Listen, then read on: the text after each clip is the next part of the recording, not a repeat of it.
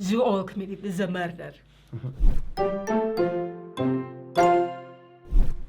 Hi, it's Tarrant. And Stella here from Meeple University. Welcome to Methodologie. This is a newish game. It's called Methodologie, the murder on the links. So, as you can see, the art style as well, you probably thought about what the game's about. And that is actually true. It's murder or crime investigation. Yes, it's set in the Poirot Agatha Christie universe. Indeed. The game, it says on the front, it's a social deduction card game. It's sort of a mix between light social deduction and light logic deduction. I think it's more logic deduction than... that's the thought. We'll save it till later, but we're going to talk about what the game is about first. Yes. So, in the game, each player begins by there's 18 cards in each of 3 decks. Character, location, and object. And those are visible on these boards. So this is the character board. It shows you the 18 characters. And you'll lay out similar ones for the locations and the objects. I'm going to put it on the side for now, so it's somewhere there. All right. And then each player begins the game with 3 cards of each type. So that is 3 characters, 3 locations, and 3 objects. Yes.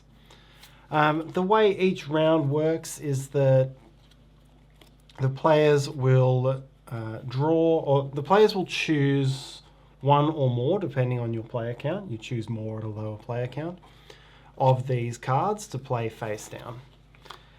And then for each of the 3 boards, the locations, the characters, and the objects, players will reveal the card that they played in that type. And whoever has the lowest numbered card, based on this little flag number, makes what's called an accusation. And this, the card you play is going to end up being discarded. But what you're doing is you're trying to fish out other cards of the same set. So if I'd played one of these 3 here, these are the Baroldi case cards. If I'd made an accusation on that basis, anyone who had one of those cards still in hand would have to announce that they did, and then in turn would have to announce which one they have. You have to tell the truth about having one, but you don't have to tell the truth about which one you have, because you ultimately want to keep concealed from other players the cards that you still have in hand by the end of the game. The player who made the accusation the player who had played that card originally then gets one chance to tell one person they're lying. If you are caught lying, you lose a card, which is bad. If you try to catch someone lying and you fail, then you lose a card. So those things, you've got to take a risk there, potentially. And then all the cards of that type that were played come out of the game, so it reduces the amount of cards left in the pool, and you go on to the next round. And just pretend this one so I can put it... Oh, no, it's still on there. Yeah. Yes, that one. So the play continues in this way, and at the end of the game, you're aiming to whittle down your cards to a hand containing a location, a character, and an object, because you can only score one of each at the end of the game. If you've been caught lying or you've failed to catch people lying, you may have fewer than this because you may have lost some cards. So you have these, and one of the ways you'll score is you want to hang on to high scoring cards. So cards will give you points, and some of them combo if you combine them with specific other cards. It's a bit of a fantasy realms type of thing going on there. So that's one way you score points. But you also want to keep your cards concealed, because the other way is that everyone gets a chance to, at the end of the game, to guess what cards you've got. And so there's all these tokens here. Each player has an icon, so I would be the footprint player, and I would be trying to guess what everyone else has. So, I might think the handcuffs person is that, and the key person is that. And you would go through and you would put these tokens on the board, trying to guess which characters people are. Whichever card has the most guesses for you. So if I were the footprint player and everyone had worked out by deduction that I had Eloise Renault and had put lots of footprints on there, then I would lose that card and I wouldn't get to score it. So that would come out. And so it's a key part of the game is making sure it's not obvious what cards you have. Once it becomes obvious what card you might have, You just discard that and keep another one.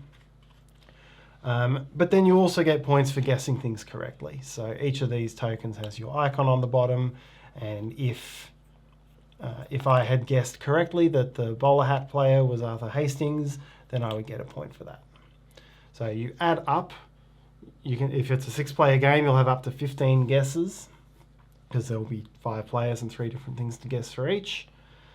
So you'll get a point for each of those. You'll get a point for the cards remaining in your hand that don't get destroyed by other players knowing what it is, and the highest score wins. That is the game. The rules is not that complex, but you kind of have to play it like a few rounds or something, or even the whole game to understand, I feel, what actually makes the game, what's the strategy, and how does that actually feel and work. Do you agree? Yeah, there's a number of things there that certainly weren't intuitive when we first taught it to a group of 6 and played it. The strategies weren't intuitive. It wasn't clear when to lie or how obvious to lie and what the end consequence of that was going to be.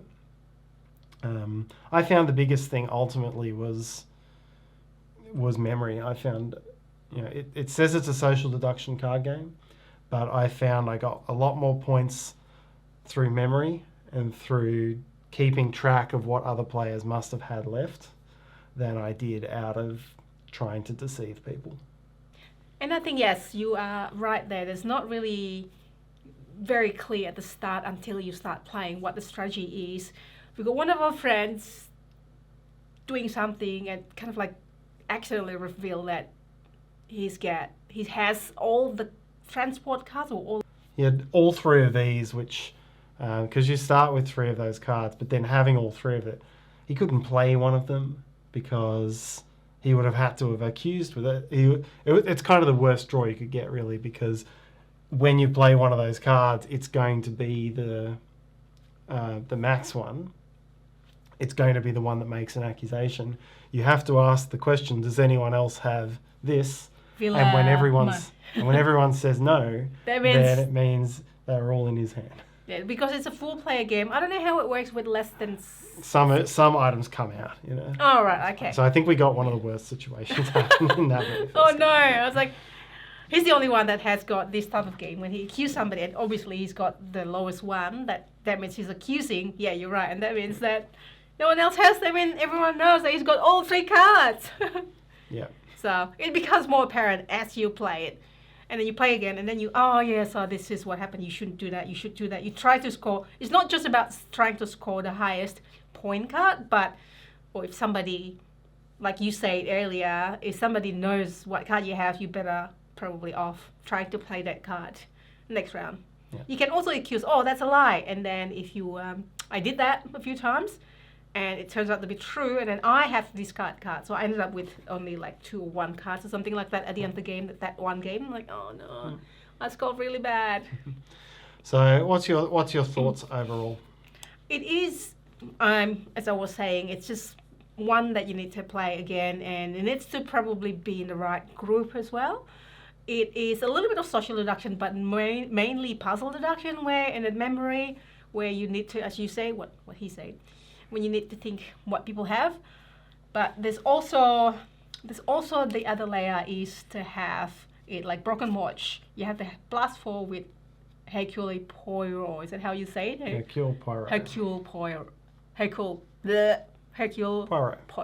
Poirot is better. Ken Branagh. Yeah. You all committed the murder. Tarrant always does that. Yes. Based on a movie. Yes. And book. Does he always say that? No. It was just the answer. He never said that. That was just the answer to that particular case. Okay. No spoiler. Oops. You were careful in not saying what. I was very careful. Sorry, it's somewhere in the cloud.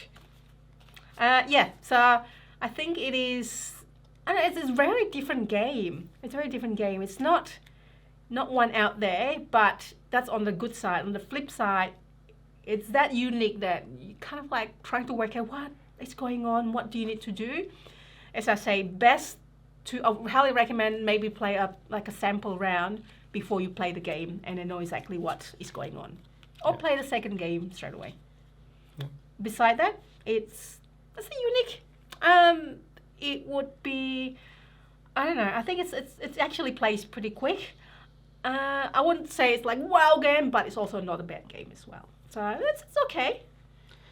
Yeah, I'm probably for me. Yeah, I'm a bit less keen on it. I don't think I'd recommend it. Okay. Everything felt a lot of things felt out of my control. You know, there wasn't for someone who likes in control. I didn't feel there was that much room for strategy. I felt that, you know, obviously what I wanted to try to do was keep revealing the same card over and over and then hold one back that no one knew I had, because that way no one would guess it in the final round and I would get the points for it. But I had no control over whether that was going to be the case. If someone had happened to investigate, if someone else had happened to investigate that type of card, I would have been forced to say I had one and then either lie or reveal it. And I just didn't find that a very interesting decision to make.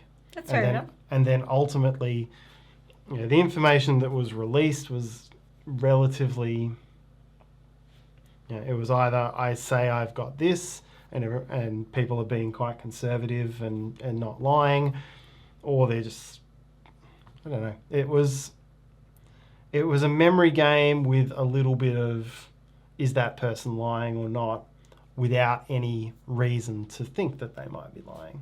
So it was just a straight guess of, are you lying or not, and how much can I remember for the end? It's definitely a light-ish game where you just don't probably take things too seriously. It's definitely like far away from Eurogame, for example. That's it? Yeah, that's it. I mean, we played a lot of cards and then had to remember 15 things. It was it's where it was more memory than anything else. Definitely, if you do play, I would recommend, when we played at 6 players and everyone was putting down these guess tokens, it just became chaos and everyone forgot what they'd already put down and because on which board. You can't see if this is yours or not. It's flipped. It's not flipped. Yep. So take one of each, put them all on this board, then move to that board, then move to that board. Yeah. Otherwise, you're going to get horribly confused. That's actually true. That is a good tip, Tarrant. Yes. The artwork, though, it is good. It is really... What is that style? It grabbed me. It kind of like a Titanic sort of, you know, Titanic movie style. A little bit of a noir cartoon sort of thing. Yeah, that's not fully noir, but and it's got I don't know my illustration styles. I do like it though. Yeah.